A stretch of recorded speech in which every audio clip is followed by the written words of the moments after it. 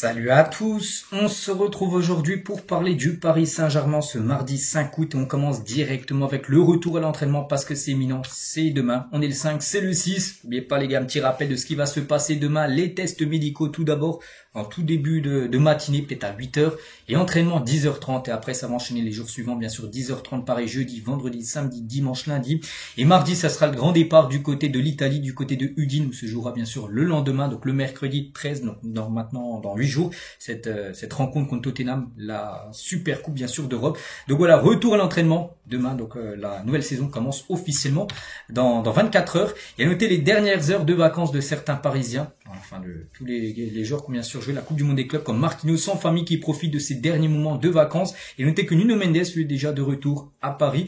Et à noter les gars qui s'est fait tatouer les trophées remportés la saison dernière, avec le gros trophée bien sûr de la Ligue des Champions. On peut voir également un trophée remporté avec le Portugal, la Ligue des Nations qu'il a pu mettre aussi, il y a aussi la Coupe de France, tout ça, il a mis en gros tous les trophées, la Ligue 1 aussi, qu'il a pu remporter, voilà, le nouveau tatouage de Nuno Mendes.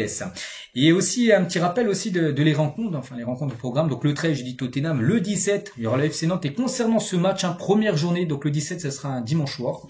Voilà.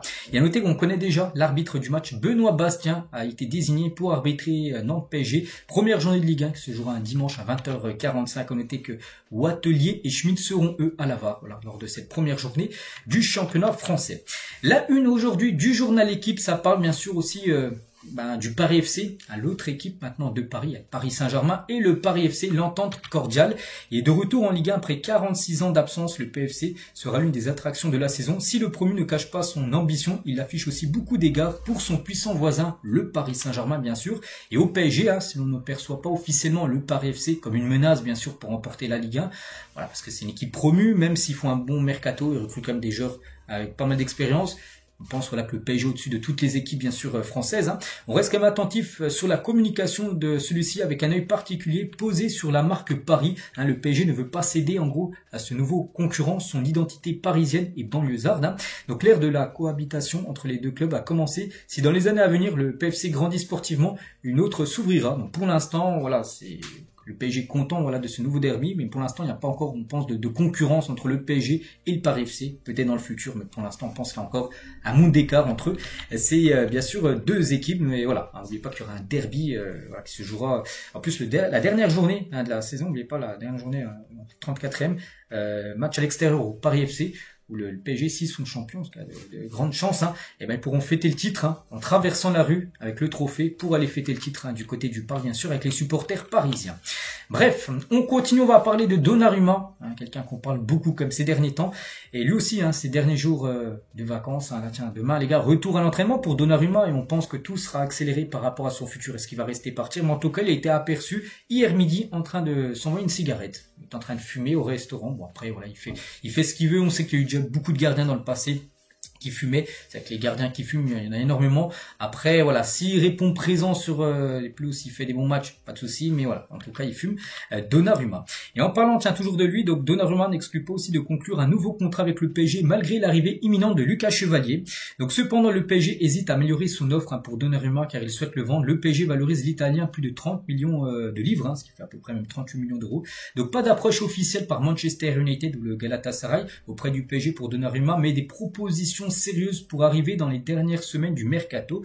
Donc la priorité pour l'instant de Donnarumma en cas de départ est de trouver un club qui dispute la Ligue des Champions et de rester dans l'un des meilleurs championnats européens. S'il n'y a pas de départ, ce scénario convient parfaitement à Donnarumma qui veut concurrencer Chevalier. Donc Chevalier, lui les gars, c'est quasiment sûr qu'il va arriver du côté de Paris. Après, Donnarumma, il peut rester, il peut partir. Et s'il reste, Donnarumma, si Chevalier arrive, il y aura une grosse concurrence. On pense que Safonov, lui, pourrait partir. Parce que là, il serait le troisième gardien. Mais voilà, on ne sait pas qui sera le numéro 1. Moi, je pense vraiment que si Chevalier est recruté, il aura la garantie d'être le numéro 1. Et du coup, Donnarumma passerait numéro 2. C'est fou, quand même, surtout quand on voit la saison dernière qui a été incroyable quand même pour le gardien italien.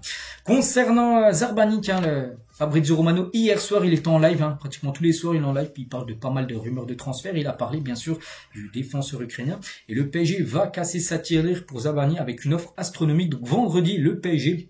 vendredi dernier, le PSG a fait une offre de 65 millions d'euros, mais le club anglais veut 70 millions d'euros. Il manque plus que 5 millions d'euros, vraiment pour finaliser le deal et pour que les deux clubs se mettent d'accord sur le prix du joueur. Il ne reste que quelques détails. Il y a un grand optimiste pour que le deal soit conclu, 90%. C'est-à-dire que Fabrizio Romano, 9 chances sur 10 que ça se fasse. Le joueur est d'accord pour rejoindre le PSG depuis mai. Ça fait quand même quelques temps.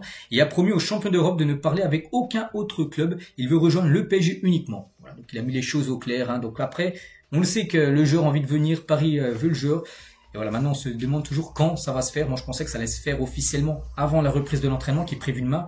Je pense que ça va être compliqué. Après ça se peut qu'aujourd'hui c'est officiel, mais voilà, on pense que il y a même pas encore l'UR We Go de Fabrizio Romano. Je pense que ça peut prendre encore quelques jours, mais le joueur devrait bien débarquer du côté de Paris. En fait, ce qui coince actuellement, c'est que Bournemouth cherche son remplaçant et malgré un accord entre Séville et Bournemouth, parce que Séville du coup, Bournemouth avait ciblé Loïc Badet, donc défenseur français de Séville, pour remplacer Zarbani, mais pour l'instant le joueur repousse les avances Bournemouth et bien sûr si le joueur ne veut pas la Bournemouth, donc pour l'instant il n'y a toujours pas de bonne sortie de Zarbani pour quitter le club. On va parler aussi de ce tout jeune joueur, je pense que peu de personnes le connaissent, donc le jeune attaquant brésilien du Vasco da Gama, Ryan, serait dans le viseur du PSG et en croire les médias locaux qui aborde l'actualité du Vasco da Gama. L'entourage aurait démenti l'article de l'équipe parlant d'un intérêt de l'AS Monaco. Le club français intéressé en question serait plutôt le PSG, parce qu'on parlait plutôt de... Le journal L'équipe disait que c'était Monaco, mais non, ce serait bien le PSG qui serait intéressé par ce tout jeune brésilien, jeune attaquant.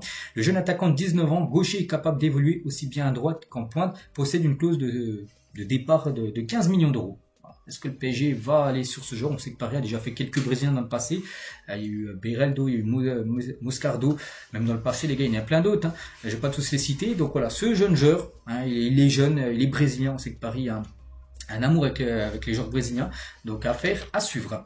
Des nouvelles aussi de Randal Kolo Muani, confirmation, Randal Kolo Muani accorde la priorité absolue à la Juventus Turin, même si les clubs anglais sont intéressés comme Tottenham, lui il veut seulement aller à la Juve. Le Français patient espère que l'accord sera conclu. La Juve a de nouveau contacté le joueur ce week-end et les deux parties ont convenu que le club italien avait l'intention de finaliser le transfert avec le PSG. Donc voilà, c'est Fabrizio Romano qui l'a encore confirmé sur son live YouTube qu'il a pu faire. Voilà, le joueur est toujours très proche de quitter Paris pour rejoindre la Juventus Turin. Luis Campos, le directeur sportif du PSG, apprécie aussi beaucoup Rodrigo, un joueur du Real. Donc s'il vient, il ne part pas titulaire dans l'esprit de Luis Enrique. S'il vient, les gars, ce serait peut-être même un remplaçant. Après, est-ce qu'il accepterait d'être remplaçant au PSG alors qu'il est déjà remplaçant au Real? Pas sûr. Le club après n'écarte pas la possibilité de positionner sur lui en fin de mercato si les indésirables du club quitte en gros Paris. Donc Mané Saklouche est aussi une possibilité, donc ça se peut vraiment peut-être dans la fin de mercato. On sait que des fois Paris fait des joueurs en toute fin de mercato dans les 2-3 derniers jours. Ça se peut que l'un des deux débarque du côté de Paris, mais ça sera pas les médias, ça sera plutôt dans une 25 jours à peu près. On va parler aussi de Vitinha et le Real Madrid admire le profil de Vitinha, mais le problème pour le Real, c'est que bien sûr du côté de Paris, il est intouchable. Cependant, le club du Real est conscient qu'il est impossible actuellement de recruter le milieu parisien.